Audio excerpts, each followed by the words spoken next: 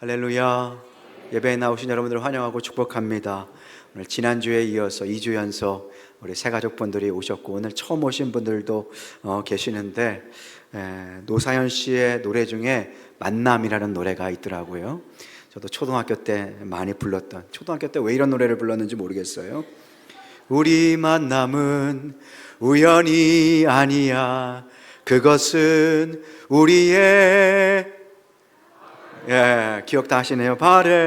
바람이어서 우리의 만남은 우연이 아닌 줄로 믿습니다. 용기 있게 불렀는데 반응이 별로 안 좋네. 앞뒤 좌우 형제 자매들과 이렇게 인사했으면 좋겠습니다. 우리의 만남은 우연이 아닙니다. 한번 인사하겠습니다. 우리의 만남은 우연이 아니라 하나님의 필연입니다. 그냥 만나는 것 같아도 하나님께서 우리의 인생의 길을 인도해 주시는 것이죠. 오늘 읽은 성경 말씀을 통해서 우리의 인생의 답을 주시는 하나님의 음성을 듣길 원합니다. 최후의 만찬, 여러분들 아실 겁니다. 레오나르도 디카프리오가 아니라 다빈치죠. 레오나르도 다빈치가 최후의 만찬이라는 그림을 그렸어요. 거기에 보면 예수님께서 마지막으로 식사를 하시는 장면 아마 보셨을 것입니다. 예수님께서 이제 마지막 식사를 하시고 제자들에게 마지막 핵심이 되는 말씀을 주십니다. 그래서 정말 중요한 말씀이 오늘 본문 말씀입니다. 그래서 예수님께서 마지막으로 하신 말씀을 귀 기울여 들을 때 예수님의 전체 메시지를 이해할 수 있는 것이죠. 그래서 교회에 처음 오신 분들, 예수님에 대해서 알고 싶은 분들에게 오늘 핵심적인 복음의 진리를 전달해 드리고자 합니다. 고등학교 시절 시험을 다 보셨죠? 중고등학교 시절 중간고사, 기말고사. 시험 잘 보는 친구들은 어떻습니까? 선생님의 마음을 잘 압니다. 선생님들이 기말고사, 중간고사 보기 직전 한 2주 전에 중요한 내용들 어떻게 해요? 야, 이거 발표해라, 이거 잘 기억해라, 마지막 때 얘기해 줍니다. 그런데 그거 잘 모르는 친구는 어때요? 시험 분량을 헷갈릴 때도 있고요. 그래서 시험도 안 보는데 혼자 열심히 공부해가지고 점수가 안 좋은 친구들이 있는데, 결론은 뭡니까? 예수님의 마지막 말씀을 한번 잘 귀 기울여 들으셨으면 좋겠어요. 예수님이 어떤 분이신지, 우리에게 어떤 인생의 해답을 주시는지, 제자들에게 마지막 시험을 앞두고 마지막 중요한 말씀을 해주시는 오늘 본문 말씀을 통해서 예수님께서 주신 그 삶의 진리를 함께 깨달으시기를 소망합니다. 오늘 말씀을 보면 예수님께서 단언하시면서 분명하고 타협 없이 하나님의 말씀을 전해주시는 것을 보게 됩니다. 오늘 본문 말씀 요한복음 14장 말씀이죠. 6절 말씀. 예수께서 이르시되 내가 곧 길이요 진리요 생명이니 나로 말미암지 않고는 아버지께로 올 자가 없느니라. 타협 없는 분명한 말씀을 하셨어요. 요즘은 분명하고 타협 없는 이러한 선언을 하게 될 때 세상이 별로 좋아하지 않습니다. 자기가 뭘 안다고, 자기가 뭘 대단하다고 이렇게 확신 있게 이야기하나. 요즘은 다양성을 좋아합니다. 일방적인 것을 싫어합니다. 그런데 여러분들 한번 생각해 보셨으면 좋겠어요. 다양성만을 추구하는 것이 정말 옳은가? 여러분들이 병원을 가셨습니다. 몇 주 동안 몸이 안 좋아서 참 걱정이 돼서 병원에 가서 MRI도 찍고 CT도 찍었어요. 그런데 의사가 한참 사진을 보더니 고개를 갸우뚱 하는 거예요. 막 마음이 무너지기 시작하죠. 그럴 때 의사가 이렇게 얘기하는 거예요. 이게 여기 뭐가 이렇게 보이죠? 이게 말이에요, 암일 수도 있고요, 암이 아닐 수도 있습니다. 그리고 한참 생각한 뒤에 수술을 하셔야 될 수도 있고요, 수술을 안 하셔도 될 것 같아요. 환자분 생각은 어떠세요? 라고 물으신다면 여러분들 그 병원 계속 가시겠어요? 아니요, 안 가죠. 야, 내가 잘못 만났구나, 돌팔이를 만났구나 그러면서 대본에 도망을 가실 겁니다. 여러분들 이 원리를 한번 잘 생각해 보셨으면 좋겠어요. 이 의사의 말을 듣고, 야, 의사가 참 민주적이다, 꽉 막혀 있지 않고 다양성을 인정하는 의사다, 나에게도 물어보네 라고 생각할 분은 없을 것입니다.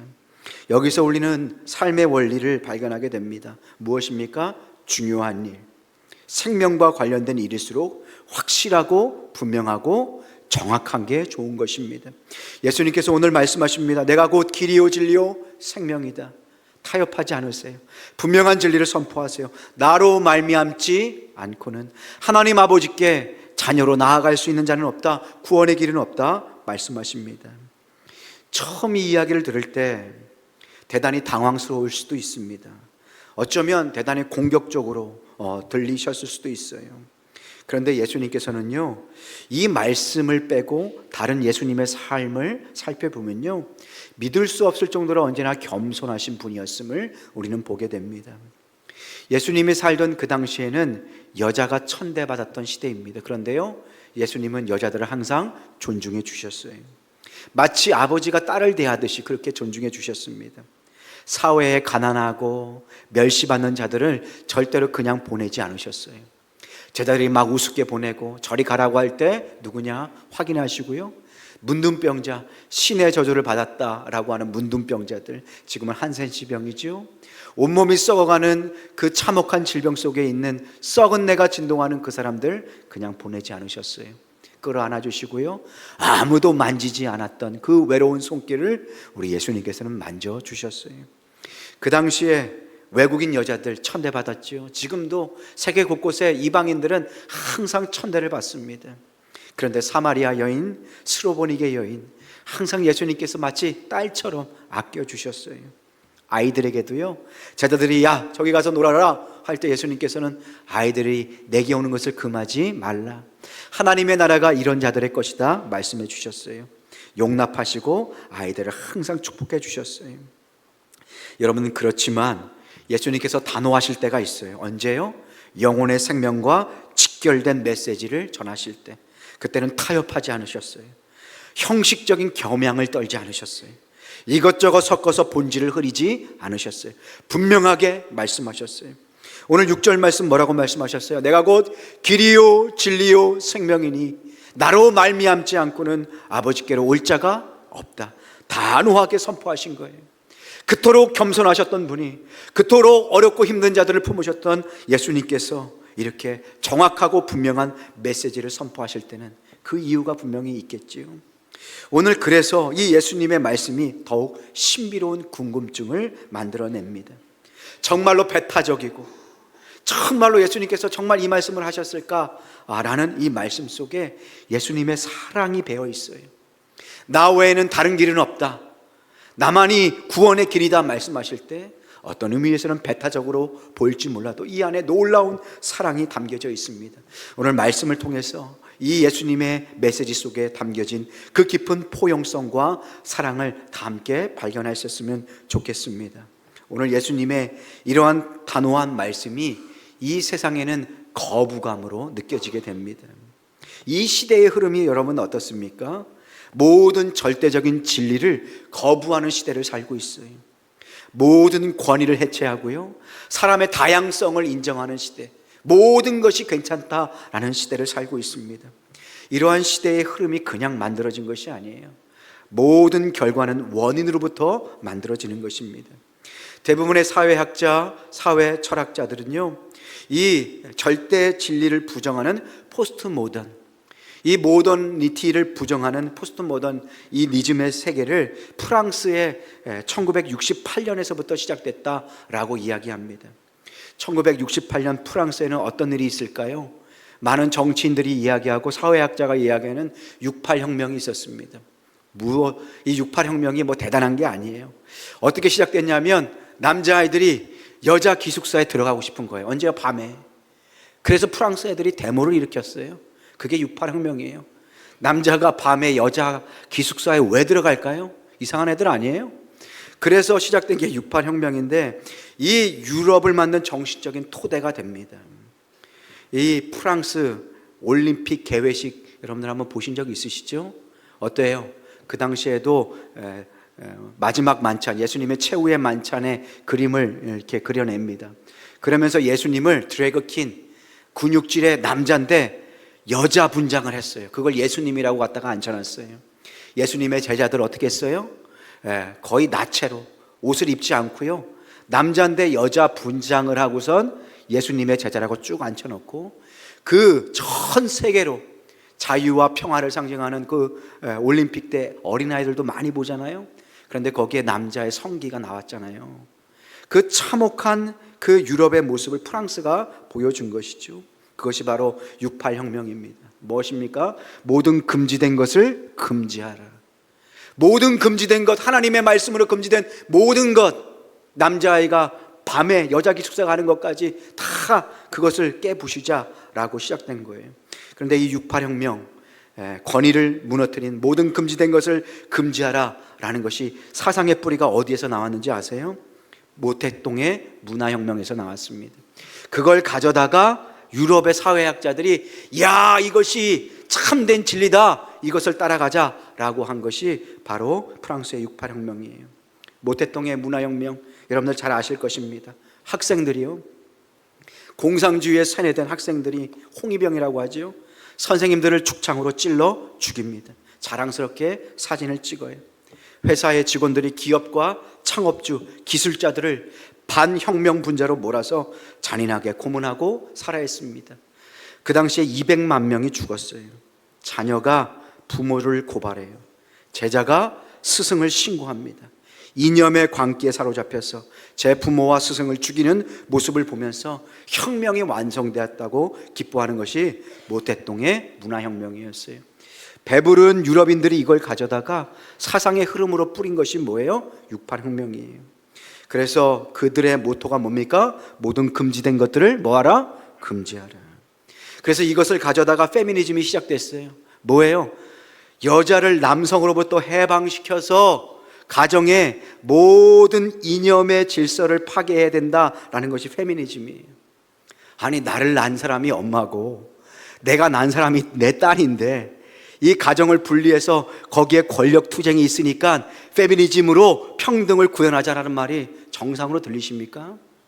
그 사람들이 하는 생각은 무엇이냐면 이 땅의 이념의 승리를 위해서 어디부터 파괴해야 된다? 가정부터 파괴해야 된다. 제가 하는 말이 아닙니다. 그 사람들의 책을 보면 다 나와 있어요. 가정을 파괴하기 위해서는 또 무엇을 파괴해야 되냐? 아버지를 파괴해야 된다. 가정을 파괴하기 위해선 권위주의인 가부장제를 파괴해야 된다. 그래서 아버지의 권위를 깨트립니다. 그러면서 말하는 것이 뭐예요? 성평등을 이야기해요. 그런데 성평등을 영어로 보면 젠더 이퀄리티예요. 성평등 좋잖아요. 남자 여자 평등해지는 거 누가 뭐라고 합니까? 그런데 그 사람들이 얘기하는 성평등은 그것이 아니에요.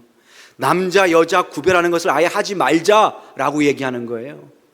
그러니까 여러분들 정치인들이 성평등 얘기하는 사람들의 그 깊은 의미를 반드시 잘 아셔야 합니다. 제가 얘기하는 것이 아니라 스스로 그렇게 얘기하고 있는 거예요. 남자 여자 구별하지 말고 하나님께서 남자 여자 만들었다고 하는데 그거 다 거짓말이다. 남자가 여자 될 수 있고 여자가 남자 될 수 있다. 그걸 차별하지 말자라고 하는 거예요. 그것이 평화라고 이야기합니다. 그것이 바로 68혁명의 정신이고 뿌리예요. 그래서 마지막 때 모든 권위가 해체됩니다. 모든 금지된 것들을 금지하라. 가정에서요, 아버지의 권위가 해체됩니다. 은퇴해서 집에서 쉬고 있는 부모님을 뭐라고 합니까? 삼식이라고 얘기해요. 은퇴하고 집에서 삼시세끼 다 드신다고 평생을 힘들게 일하고 가정을 위해서 희생한 아버지들을 삼식이라고 표현을 해요. 예전에 우리 가정 아버지가 늦게 일하고 오시면 어떡합니까? 항상 어머님은 첫 번째 밥을 떠서 그렇게 밥그릇에 담아서 어디에 갖다 놓으라고 하셨어요? 아랫목에 갖다 두라고 했어요. 그리고 아버지가 오시면 온 가족이 나와서 어떻게 해요?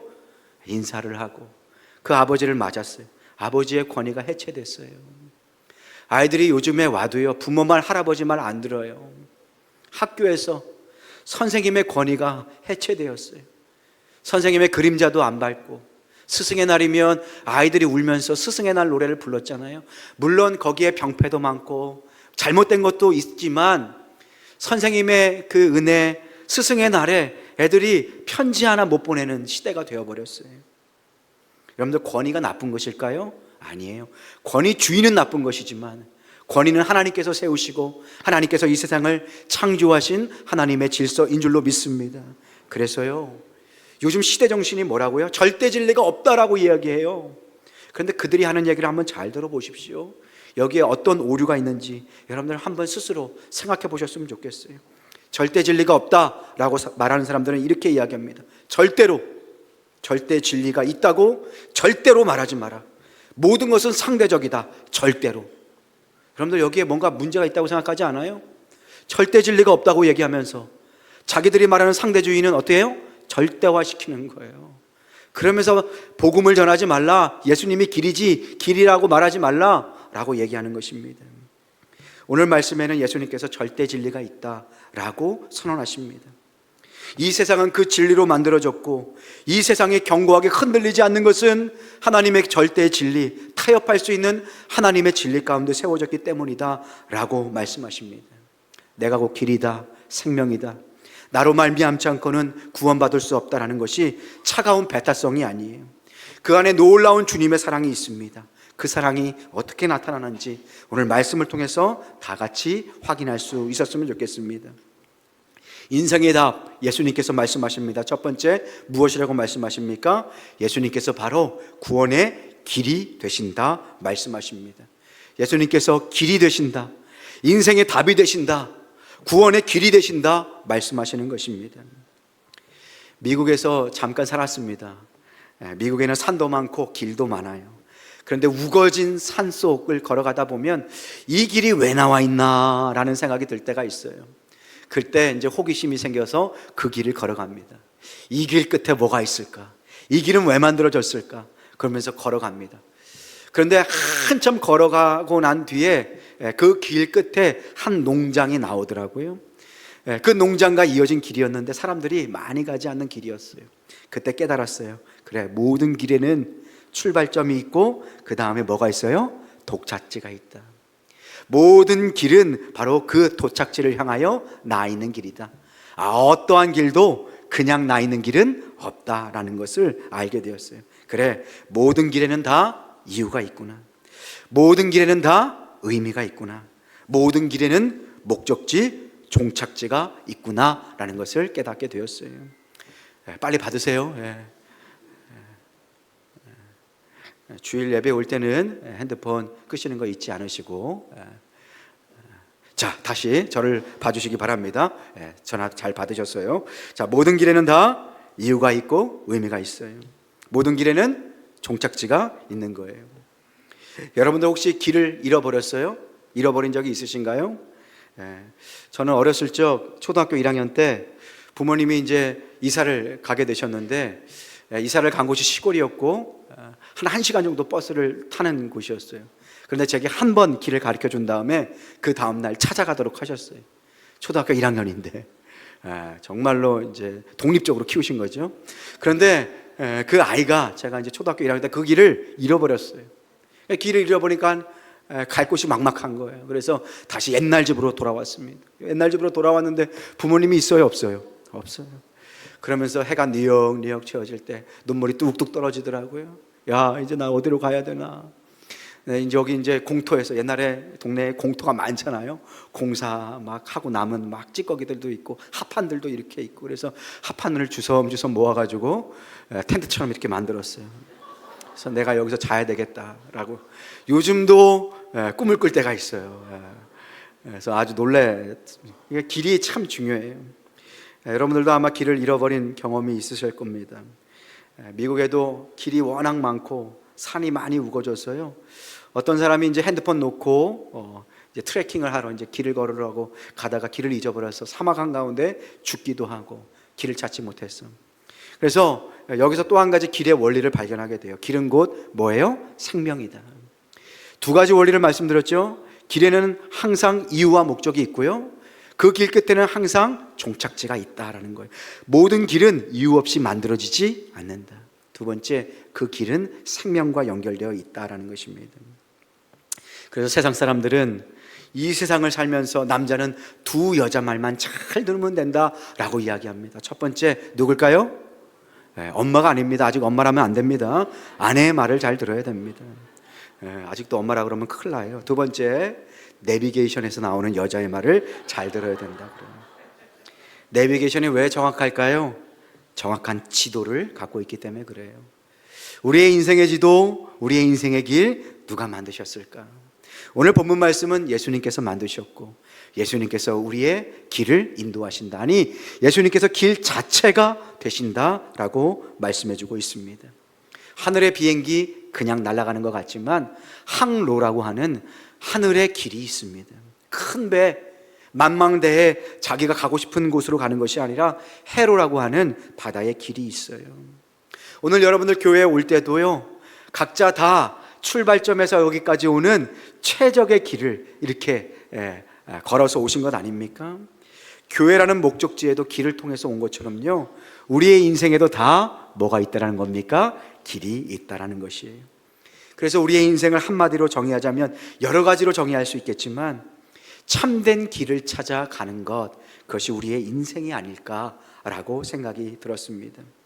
차 타고 가다가 길을 잊어버리면 금세 GPS가 찾아줍니다. 그런데 우리의 인생의 길 잊어버리면 우리의 인생이 얼마나 힘들고 어려운지 몰라요. 절대로 잃어버려서는 안 되는 것이 바로 우리 인생의 길이 아닐까.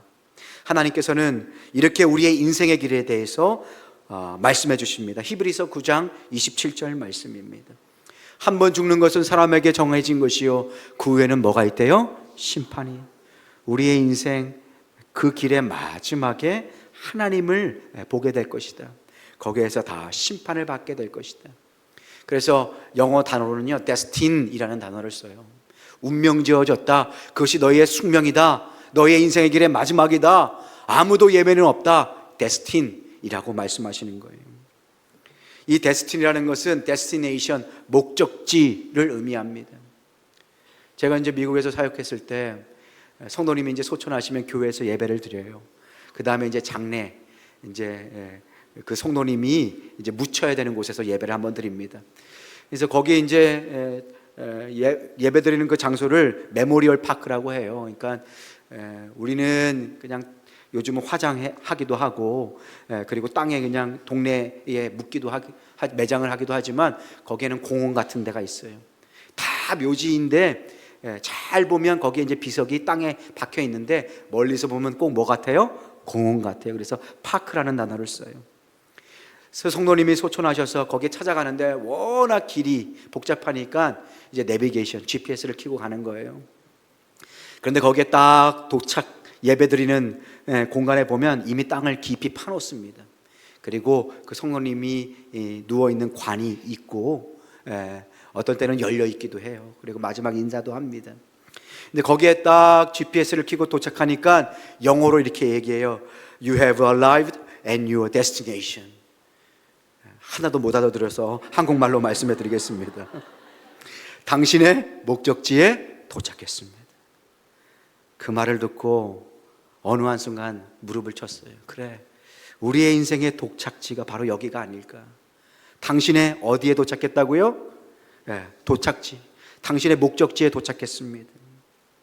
예수님께서 오늘 내가 곧 길이다 말씀하실 때에 우리의 인생의 종착역이 있다라고 분명히 말씀하십니다. 그러면 그 종착역이 어디라고 말씀하시는가? 성경을 다시 한번 살펴보셨으면 좋겠어요. 요한복음 14장 6절을 통해서 여러분들이 스스로 그 목적지가 어딘지 찾아보셨으면 좋겠습니다.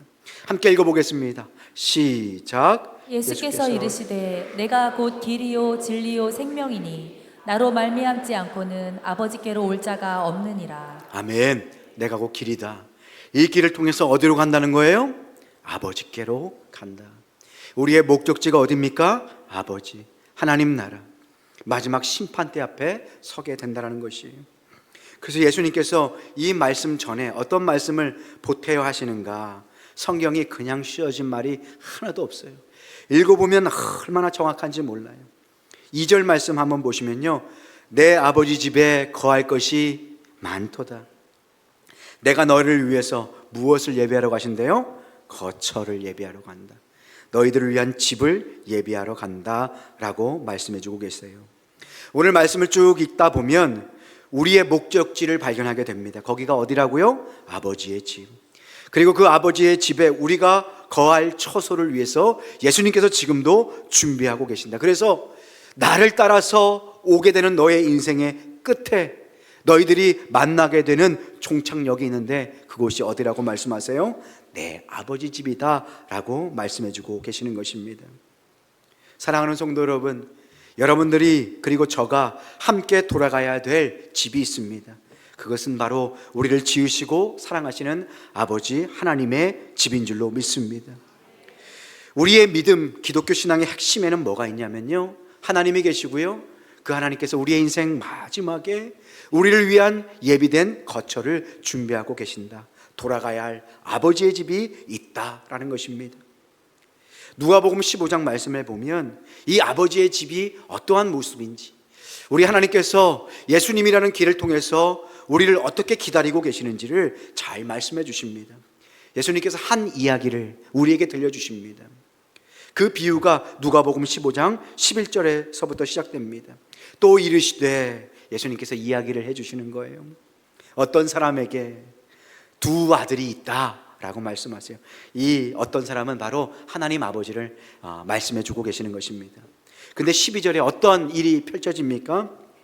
그 둘째가, 막내가 아버지에게 말합니다. 어떻게 말합니까? 아버지여, 재산 중에 내게 돌아올 분깃을 내게 주소서 하는지라. 분깃이 뭘까요? 재산이에요. 유산이에요. 그러니까 그 둘째 아들, 막내 아들이 아버지요, 아버지가 그냥 죽은 셈 치고 제게 물려줄 유산을 주세요. 그래서 제가 제 나름대로 나가서 살고 싶어요.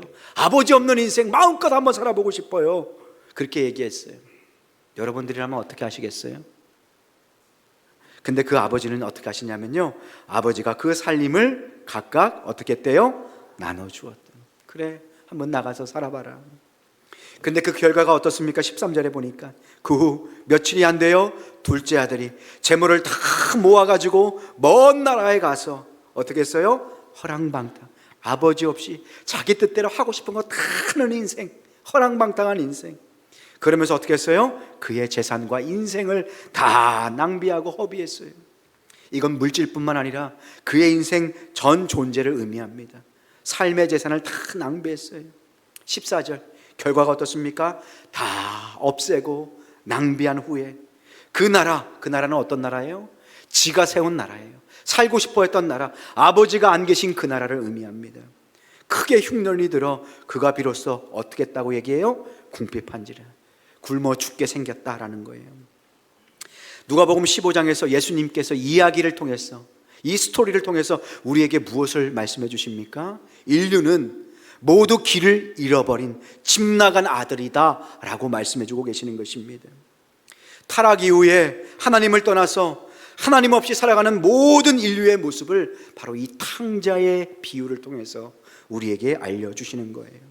하나님을 만나지 못하고 예수님을 만나지 못한 모든 사람들, 예수님의 그 길을 따라서 가지 못하는 모든 사람들이 바로 집 나간 아들이다 라고 말씀해 주고 있는 것입니다. 그런데 하나님께서는 그 집 나간 그 아들에게 나갈 줄 알고 무엇을 주셨어요? 분깃을 주었어요. 이것이 유산입니다. 하나님 아버지는요, 그분을 따르고 믿던 아니 믿지 않던 간에 다 공평하게 분깃을 주셨어요. 그럼 이 분깃은 무엇일까요? 하나님께 주신 그 하늘, 맑은 하늘, 그리고 우리가 마실 수 있는 공기, 아름다운 자연, 그리고 꽃을 주셨어요. 그리고 이 꽃을 향기 맡을 수 있는 코도 주셨고요, 이 꽃을 볼 수 있는 눈도 주셨어요. 하나님께서 청명한 하늘과 오늘 여러분들 튼튼하게 걸어서 올 수 있도록 두 다리를 주셨어요. 잘 생각해 보면요, 하나님께서 선물로 주지 않으신 게 하나도 없음을 우리는 깨닫게 됩니다. 그래서 하나님께서 우리에게 다 선물로 이 분깃을 주신 거예요. 그런데 성경이 뭐라고 이야기합니까? 아들이 이 모든 것을 받았지만 누구를 떠났어요? 이것을 선물로 주신 하나님 아버지를 떠났다라고 말씀해 주고 계시는 거예요. 자기가 갖고 있는 것이 자기 건 줄 알고 자기가 살고 싶은 대로 마음대로 살기 위해서 하나님을 버렸다라는 것입니다. 우리가 밥을 먹는 것도 그냥 먹는 것 같아 보일 때가 있어요. 아니, 내 입, 우리 기독교인들이, 신앙인들이 기도할 때 일용할 양식을 위해서 기도하거든요. 주기도문에 보면 오늘날 우리에게 일용할 양식을 주세요. 하나님, 오늘도 제가 밥 먹을 수 있도록 오늘 하루 지켜주세요라는 기도인데, 어떨 때 보면 야, 내가 입 벌려서, 내가 땀 흘려서, 내가 돈 벌어가지고 먹는데 무슨 예수님께서 일용할 양식을 주시냐라고 생각하는 분들이 계세요. 그런데 우리 몸이 아프잖아요. 오늘 아무리 좋은 음식이 있어도 입으로 먹을 수가 없어요. 소화시킬 수가 없어요. 먹는 것이 내 힘으로 먹는 것 같지만 하나님께서 이 선물 잠깐 걷어가시면요, 내 마음대로 할 수 있는 것이 없어요. 하루 한 날 여러분들 아프잖아요. 내가 내 다리로 걷는 것 같지만 어느 날 불이 분질러져서 수술을 받고 나면 걸을 수가 없는 거예요. 어느 날 건강했던 내 눈에 검은 그림자가 닥치면요, 그때부터 볼 수가 없는 거예요. 모든 것이 다 하나님의 선물이다 라고 말씀해 주고 계시는 것입니다. 그런데 이 모든 선물을 받아놓고 아들이 어떻게 했어요? 아버지를 떠났어요. 그런데 그 결과가 어떠냐면요, 그 아들이 결국 궁핍해졌다, 거지가 되었다라는 겁니다. 아버지를 떠나서 아버지가 준 분깃을 가지고 마음대로 살면 행복할 줄 알았어요. 그런데 살아보니까 전혀 행복하지도 않고요, 풍성한 삶도 살지 못하고요, 왠지 마음이 공허해지고 궁핍해지고 피폐해졌다는 거예요. 우리 인류의 역사를 한번 살펴보세요. 하나님 없이 살아온 모든 인생들의 삶을 보면 풍성하고 행복한 역사가 아니에요. 인간의 역사는 빼앗고 착취하고 싸우고 전쟁하는 역사였어요. 하나님을 떠난 인간들의 모습을 보여주는 것이죠. 본질적으로 우리 안에 공허함이 있어요. 아무리 성공을 하고 아무리 많은 돈을 모아도요, 그 다음날 허무하게 느껴지는 거예요. 그래서 뉴욕 포스트에 유명한 연예인들이 왜 그 다음날 큰 상을 받아놓고 마약에 빠지는가에 대해서 이유를 밝힌 내용이 나와요. 명성의 행복이 있을 줄 알고 돈의 기쁨이 있을 줄 알았는데 모든 것을 가진 그 젊은 청년들이 왜 마약에 빠지는가? 하나님 없는 삶은 늘 공허하기 때문에 그렇습니다. 오늘 이 아들의 이야기의 결말이 어떻게 될까요? 누가복음 15장 18절 말씀에 보면 이 아들이 결국 내가 일어나 아버지에게로 가야 되겠다, 그러면서 내가 아버지께 이렇게 고백해야 되겠다. 내가 하늘과 아버지께 뭐를 지었다고요? 죄를 지었다. 예수님 믿는 사람과 안 믿는 사람의 차이 지난주에 말씀드렸죠.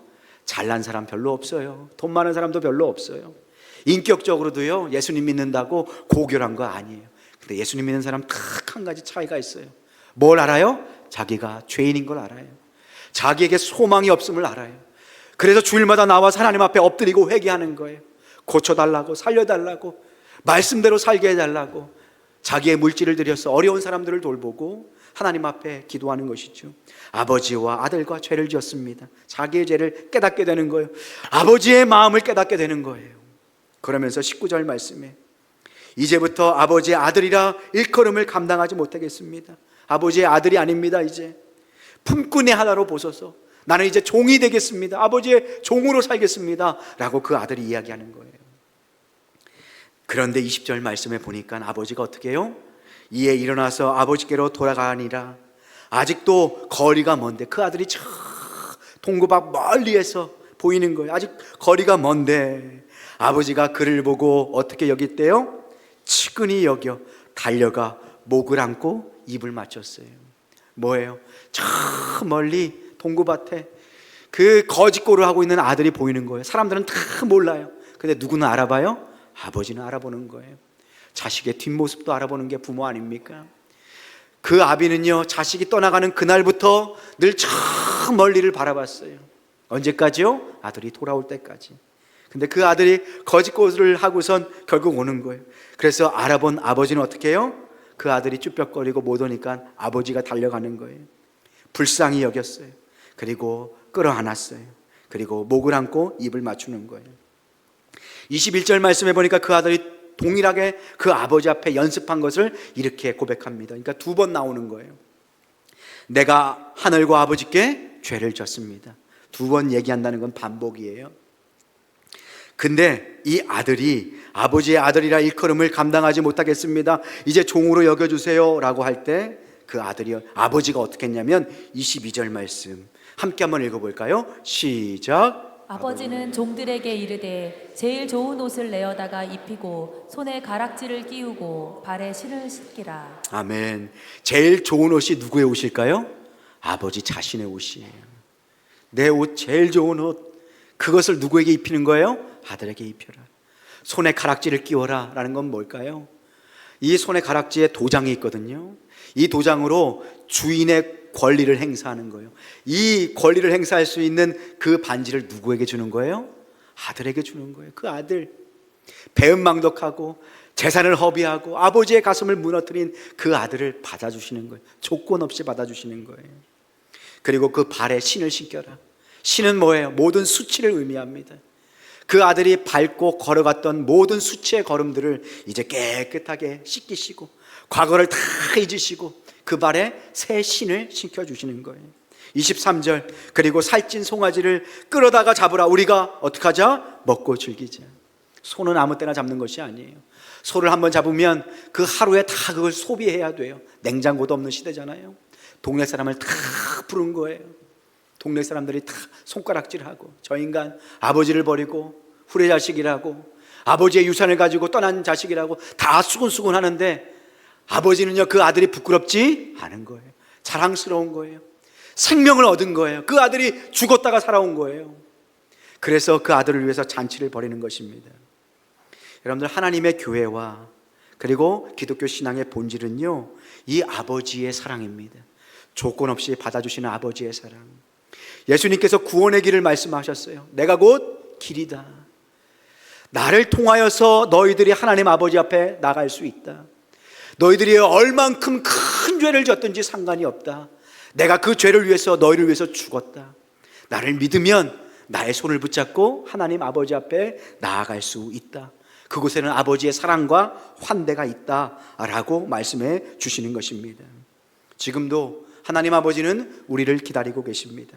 조건 없는 사랑 속에서 예수님을 이 땅에 보내셔서 그 예수님의 십자가를 믿는 자들마다 아들과 자식이 되는 권세, 구원받는 하나님의 자녀가 되는 권세를 주신 줄로 믿습니다. 그것이 하나님 아버지의 마음인 것이죠. 우리 모든 인간에게는요, 이 아버지 사랑, 따뜻한 환대에 대한 갈증이 있어요. 조건 없는 사랑. 여러분들, 하루 종일 힘들게 일하시고 집에 탁 들어갈 때, 저도 그럴 때가 있거든요. 새벽부터 신방 가고 말씀 전하고 설교 준비하고 막 정신없이 바쁘게 지내다가 밤에 늦게 집에 탁 도착했을 때, 아빠 왔다라고 문을 확 열면요, 방에서 애들이 아빠 하고 막 쫙 뛰어나와요. 그리고 아내는 막 뭘 준비하다가 젖은 손을 가지고 막 나오는 거예요. 가끔 1년에 몇 번 있어요. 그러면 어때요? 마음이 확 풀어지면서 여기가 천국이다, 정말 기쁘다, 모든 피로와 모든 스트레스가 어떻게 해요? 한 번에 확 날아가는 거예요. 아, 정말로 기쁘다. 그런데 늦게까지 일하고 왔는데 애들은 집에서 게임하느냐고, 아빠가 왔는지 안 왔는지 상관이 없어요.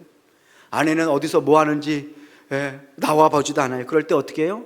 마음에 상처가 있고 힘이 빠지고 어떻게 해요? 마음에 분노가 나는 거죠. 여러분들 잘 보세요. 우리 모든 인간들은 따뜻한 환대를 기다리고 있어요. 아버지의 사랑에 목마른 자들이에요. 너무 힘들어도요, 환대받는 곳, 환영받는 곳에 가면요, 우리의 영혼이 살아나요. 하나님께서 지으신 이 교회는요, 누구든지 환영받고 환대받고 사랑받는 하나님의 가족들이 모인 하나님의 집인 줄로 믿습니다. 어떠한 분들이든 다 환대받고 사랑받아요. 여러분들, 우리는 하나님 아버지의 사랑을 받아야 되는 존재로 지음을 받았습니다. 그래서 스바냐 3장 17절 말씀에 보면, 너희 하나님 여호와가 너희 가운데 계시니 하나님의 사랑, 예수님의 길이 어떤 길이에요? 보세요. 잘 들어보세요. 그는 구원을 베푸실 전능자시라. 그가, 하나님이 여러분들을 말미암아 어떻대요? 기쁨을 이기지 못하심. 여러분들, 손주들 자녀들 너무 이뻐서 어금니 꽉 깨무신 적 있어요? 그것이 바로 이 모습이에요. 기쁨을 이기지 못하는 거예요. 너를 잠잠히 사랑하시며 거의 자고 있는 손주들 옆에서 한참 동안 땀을 펄펄 흘리고 얼마나 이쁜지 시간이 가는 줄 모르고 계속 쳐다본 적 있으세요? 없으세요? 잠잠히 사랑하는 거예요. 혹시라도 깰까봐 조용하게 끊임없이 바라보시는 거예요. 그리고 너로 말미암아 즐거이 부르며 기뻐하시리라. 여러분들, 자녀와 손주들 이름 불러가면서 기뻐한 적 있으시잖아요. 그 이름을 불러가면서 그 존재 자체를 기뻐하시는 거예요. 그래서요, 우리 교회에서 이 찬양이 있습니다. 너의 하나님 여호와가. 우리 첫음 한번 잡아주시겠어요? 너의 하나님 여호와가 너의 가운데 계시니 그는 구원을 베푸실 전능자 젖는 자치라.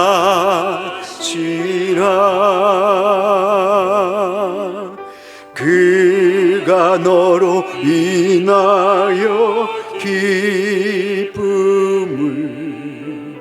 이기지 못하시며 너를 잠잠히 사랑하시며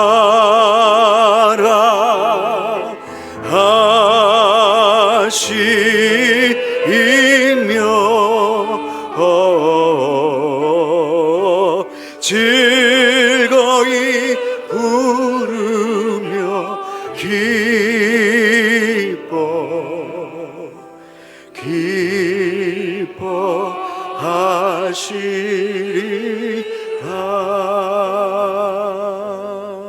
즐거이 부르며 기뻐하시리라. 예수님께서 놓으신 그 십자가의 길을 따라 걸어가면 우리를 환대하시는 이 하나님 아버지를 만날 수 있게 되는 것입니다. 이것이 복음의 핵심이 돌아갈 영원한 본향이 있다는 것입니다. 여러분들, 우리에게는 돌아갈 영원한 본향 아버지의 품이 있습니다. 우리 모두 낙오 없이 그 하나님의 본향으로 믿음의 걸음을 걸어갈 수 있는 여러분 되시길 소망합니다. 우리를 환대하시는 그 하나님 아버지를 만날 수 있는 유일한 길이 어디에 있습니까? 바로 예수님의 십자가에 있습니다. 내가 곧 길이다, 그 길을 열어두었다 말씀하고 계시는 것입니다. 하나님과 우리 사이에 죄의 담이 있어요.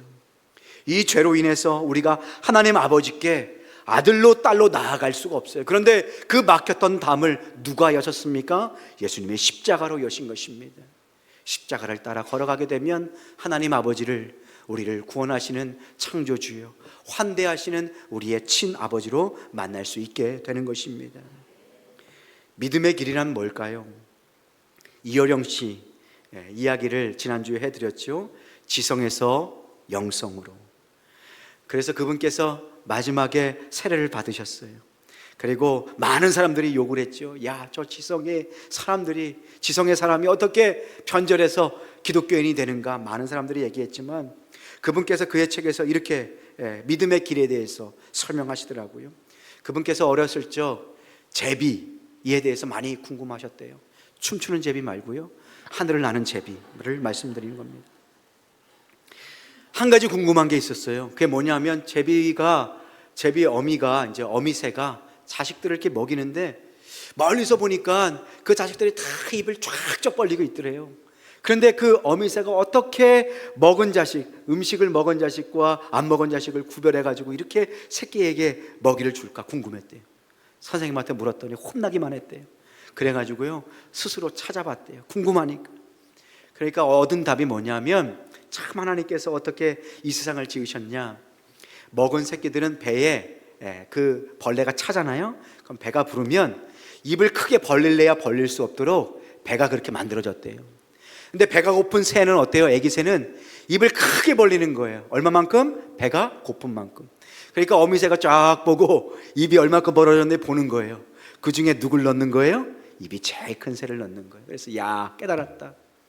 새가 이렇게 자기 새끼를 먹이는구나. 그런데 두 번째, 궁금한데 답을 끝까지 찾지 못한 질문이 있어요. 그게 뭐냐면, 제비는 왜 다른 새들이 무서워서 접근도 안 하는 사람이 사는 그 집에 둥지를 트는가? 왜 제비는 사람이 사는 그 집에 둥지를 틀까 궁금했어요. 지성으로 이것을 찾기 위해서 연구를 했는데 답이 안 나오는 거예요. 그런데 그분께서 하나님을 만나고 세례를 받고 믿음의 길을, 예수님의 길을 걸어가다 보니까 답을 찾게 되었어요. 그 답이 어디냐면 시편 84편 3절 말씀이에요. 우리 함께 한번 읽어보겠습니다. 시작. 나의 왕 나의 하나님 만군의 여호와여, 주의 제단에서 참새도 제 집을 얻고 제비도 새끼둘 보금자리를 얻었나이다. 말씀을 통해서 깨닫는 거예요.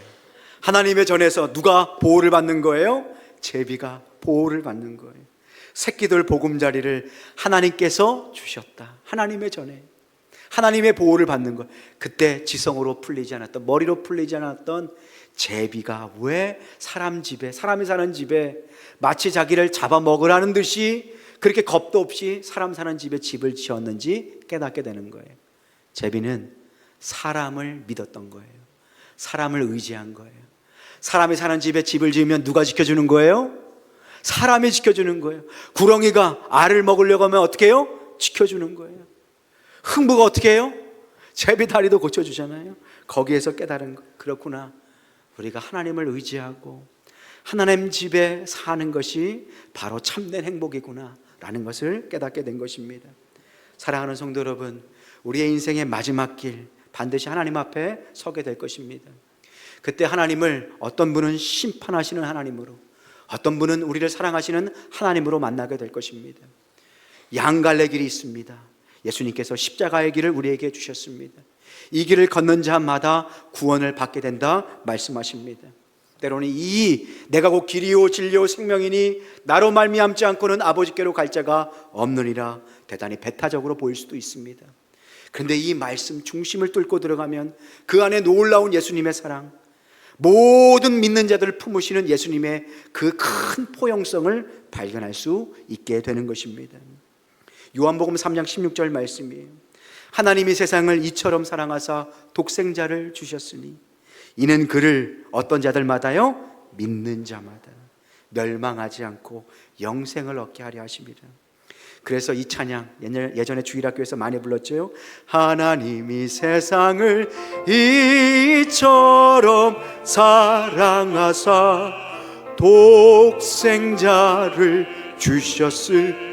여기서 중요한 게 나옵니다. 누구든지 예수 믿으면 멸망하지 않고 영생을 얻으리라. 영생을. 주일학교 좋은 데 나오셨나 봐요. 보세요. 누구든지 이 예수님의 십자가의 사랑에서는 죄가 없어요. 차별하지 않아요. 누구든지. 놀라운 포용성, 예수님의 사랑이 담겨져 있습니다. 바라옵기는 여러분들의 인생 험난하고 공고하고 힘든 인생길에서 우리에게 참된 사랑의 길을 열어주시는 예수님의 십자가의 길을 다 같이 발견하는 여러분 되시길 소망합니다. 이 땅에 살면서 천국을 바라보면서 하나님의 주신 이 한 번뿐이 없는 인생, 기쁨으로 믿음의 손 붙잡고 걸어가며 환대하시는 그 주님의 사랑을 교회 이 예배 자리에 올 때마다 안아주시고 품어주시는 주님의 사랑을 깊이 경험할 수 있는 여러분 되시길 소망합니다. 우리 마지막 찬양, 우리 행복 함께 찬양했으면 좋겠는데요. 예수님 믿으면 이런 행복이 있습니다. 우리의 신앙과 간증을 담아서 우리 마지막 찬양 우리 함께 고백합니다.